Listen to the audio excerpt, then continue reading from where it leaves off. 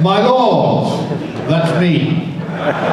Ladies and gentlemen, if you can't hear me at the back, then apply to your nearest free NHS outlet to get a hearing aid.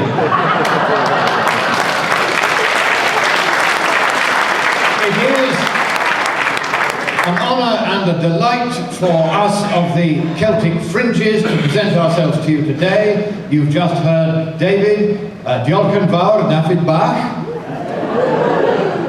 That means vote UKIP.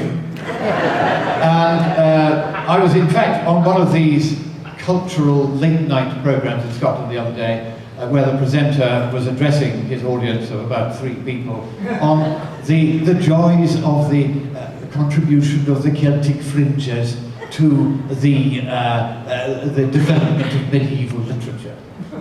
And I was there in my kilt doing the Scottish bit. And then there was a guy from Wales who had a stage Welsh accent. He was called Owen Dudley Edwards. And he was wittering on about the glories of medieval Welsh literature and the canon of the Mabinogion. And so the presenter and I went cross-eyed with boredom, but eventually I winked at the presenter and I said, look, leave this to me. And I said, you know, Owen, I do so agree. And to me, the line in the entire canon of Welsh literature which encapsulates the very essence and quiddity of it, quiddity is a good word to use on these programmes, is surely this, and he said, yes, I do so agree. And just at the right moment, the presenter came and said, what does that mean? He said, just for those few viewers who might not be currently familiar with medieval Welsh. I said, actually it's modern Welsh, and it means a pint of mild and bitter. And I wasn't asked back, but I'm also, but nor was Owen Dudley Edwards. So then I'm followed, of course, by Henry Riley, who is our very own Ian Paisley lookalike. And it reminds me of a wonderful campaign that Paisley ran some years ago in Ulster, and it was called Ulster Shares No. And there were these wonderful posters all over us, Ulster Shares No. And then somebody came along and had a bit of front of it and wrote underneath it, but the man from Del Monte, he said yes. And then a third hand, because they have a great sense of humour, as you'll hear from Henry in Northern Ireland, had added, and he's a real orange man. And in fact, it somewhat reminds me of a pamphlet they used to have at the back of Liverpool Cathedral, saying, as I noticed, you know, from our speakers earlier this morning, what does UKIP stand for? Well, they had this pamphlet, it was called, What Does the Anglican Church Stand For? And an elegant italic hand, probably written by a Harrovian or a coronet, had written underneath, what does the Anglican Church stand for? Because there's only one chair and the Pope's sitting in it. Well, now, I was, as Phil was saying the other day, I was with him yesterday at the Artists Club in Liverpool, and I said to the president, who I sat next to, I said, can you tell me how many artists there are among your 400 members? Oh, about 12, he said. Then he paused and he said, the rest of us are piss artists. And I knew it was going to be a truly wonderful afternoon, and I turned up there for a drink before lunch at 12:30, and I got away at 7 in the evening. And I only got away by explaining that I had to go and have dinner with my racecourse trainer. This is an unfailing excuse if you need to go somewhere and they don't want to let you go. They'll never argue. And in fact, I then went and had dinner with Tim Congdon. So, Tim, you have a new career waiting you there. But in fact, that does bring me on to one of the first points I want to make here tonight. Because sometimes you hear people say, oh, but UKIP, they're just a lot of fringe, pointy-headed lunatics. And Tim Congdon. Because Tim, like Marvin the Robot in The Hitchhiker's Guide to the Galaxy, has a brain the size of a planet. And if you think about it, of all the various economic spokesmen, chancellors, exchequer, shadow chancellors that all the other parties have, none is as well qualified as Tim Congdon. So come on, let's hear a round of applause for him.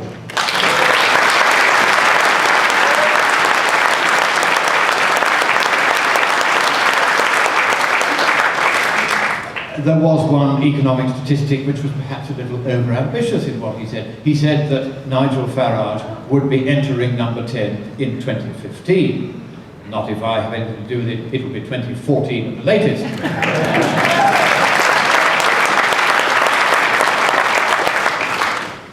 The fact is that we are now probably, and this may sound crazy, but you think about it, the sheer calibre of the people that we now have in this party, we are probably more capable of forming a cabinet of people who have actually run something else in their lives before they try to run Britain. Now, the present moment,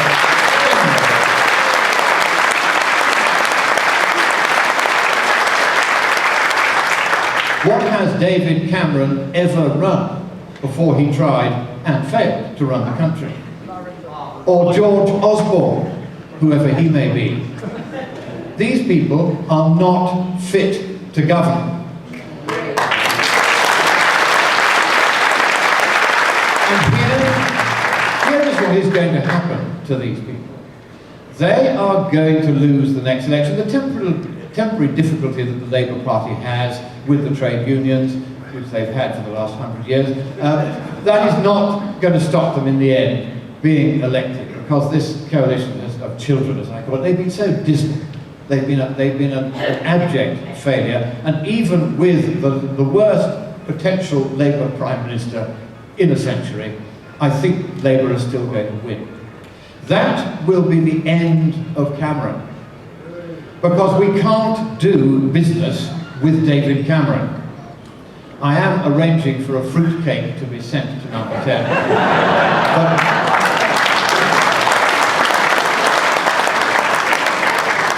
We can't do business with Cameron. So what will happen is that at the moment Miliband enters number 10, Cameron will be fired by his party, which hates him anyway.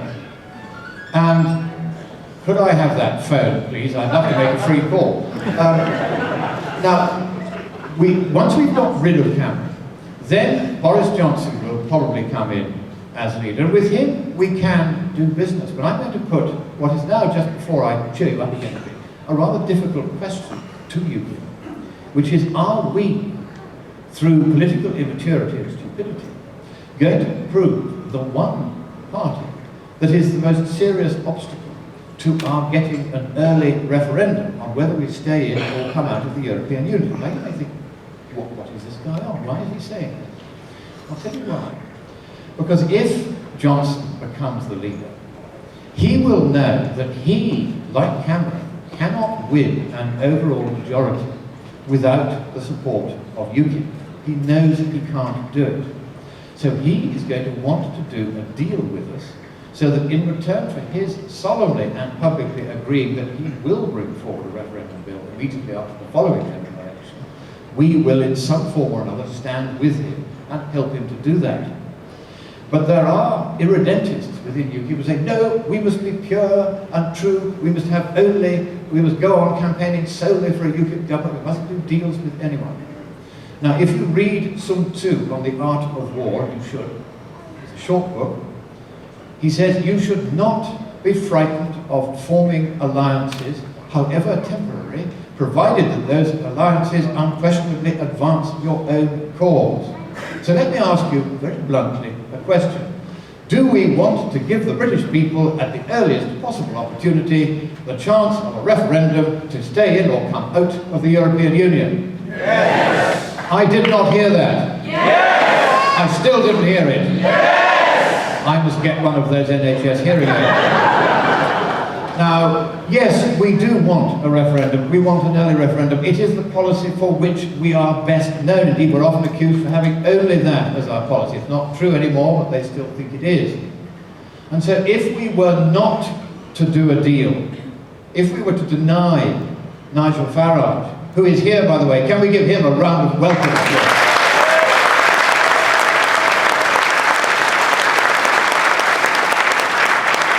Now, come on, ladies and gentlemen, you can do better than that. I want a real welcome for Nigel Farage.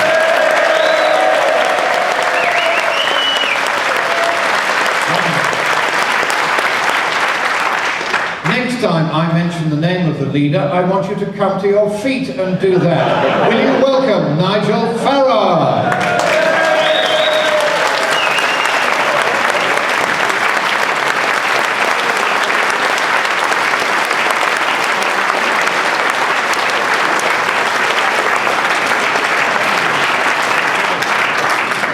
And that's the easiest standing ovation I ever got.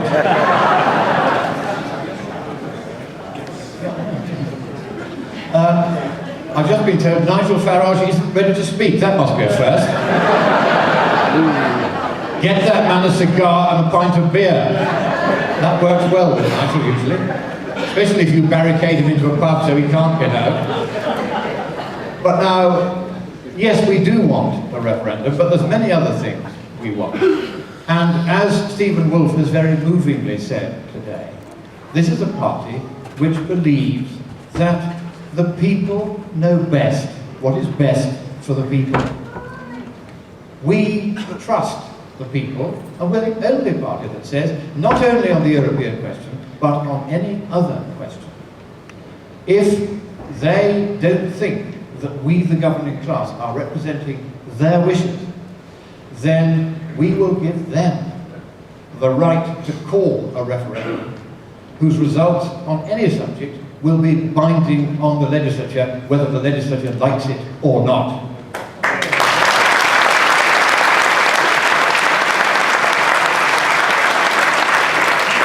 And after I had said this, and a few other things like it, at the Artists' Club yesterday, I then sat with a table of people who'd started in the council house, several different council houses. They had all made good in different businesses, and they were now members of the Artists' Club, part of the establishment here in Liverpool. And they said, we had expected, when we saw that Lord Monckton was going to speak to us, that we'd get some chinless toff. And what we got was a chinless toff who cares about the working class. And that's what we do. We do care about the working class. Indeed, we don't care about class distinctions at all. It doesn't matter that I'm the Viscount of Brenchley. Well, yes it does, but probably not very much in the scheme of things. And so we are genuinely class-free because we love not just our country, but all our fellow men, whatever the colour of their skin or of their politics. It is that genuine affection for our neighbours, love thy neighbour, that marks UKIP out as completely distinct from any other political party. In us, there is no malice, there is no xenophobia, there is no racism. Because we are willing to trust the people, whoever they are. If they are our fellow citizens, then we will stand together with them and say to the governing class, boo.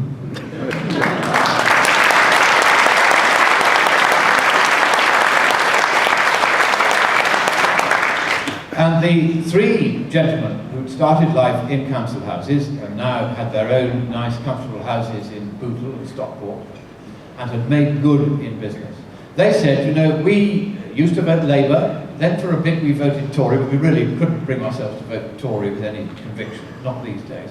Not after Boris Johnson came to Liverpool, they said. He came here, if you remember, and he said, of course, I hear a lot about the working class in Liverpool, but there aren't any, you're all on the dole. And then he had to come back and apologise after. So, just in case I said anything like, I'll apologise now, get it in first.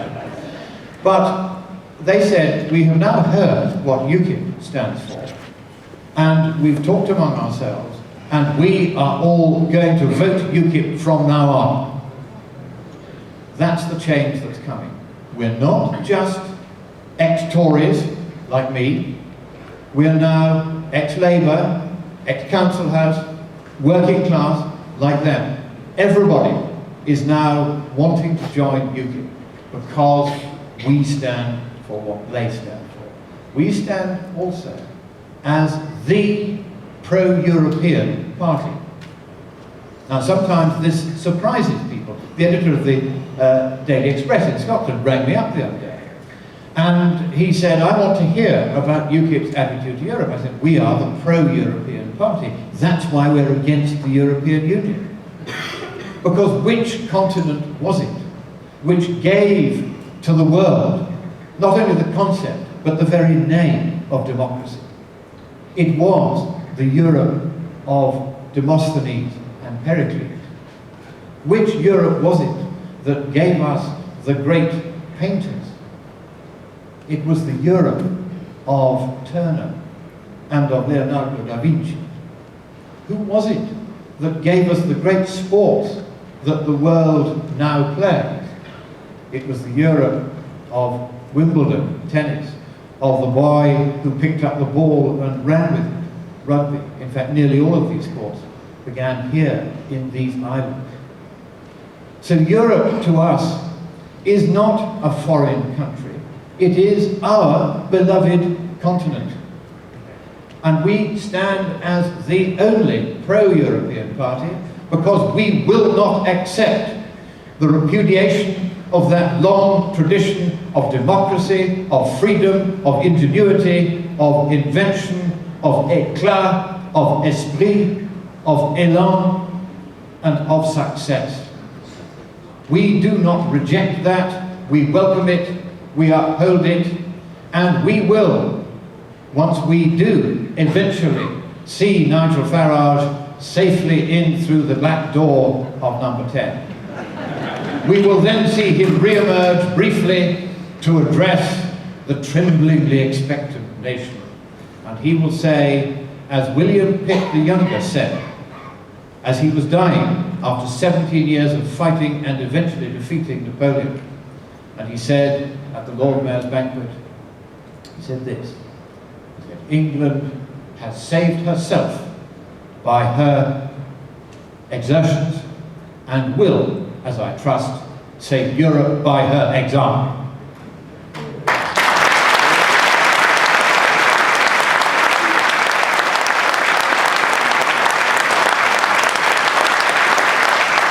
And I cannot understand the Labour Party's policy on this.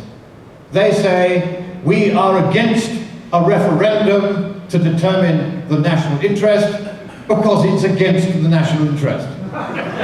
What kind of sense is that? The Liberal Democrats, who used to say we're in favour of a referendum when they thought they could win it, are now against it because they know they will lose it. The British people will not be denied. We will have our referendum, we will have our freedom back, we will have our country back, we will have our democracy back. I was born in a democracy.